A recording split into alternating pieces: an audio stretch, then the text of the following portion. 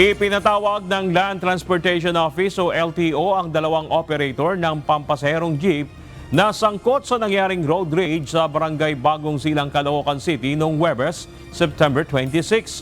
Ayon kay LTO Chief Assistant Secretary Vigor Mendoza II, naglabas sila ng show cause order laban sa mga may-ari ng dalawang sasakyan.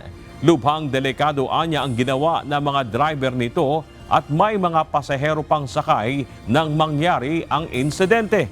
Makikita sa viral video na sinasadyang banggain ng isang jeep ang likod ng isa pang PUJ na naging dahilan para mapilitang bumaba ang mga pasahero. Inatasan naman ang mga operator na tukuyin ng mga sangkot na driver para maimbestigahan kung dapat bang suspendihin o bawiin ang kanilang lisensya. Sa ngayon, hindi muna pinapayagan ng LTO na pumasada ang dalawang jeepney habang nagpapatuloy pa ang investigasyon sa insidente.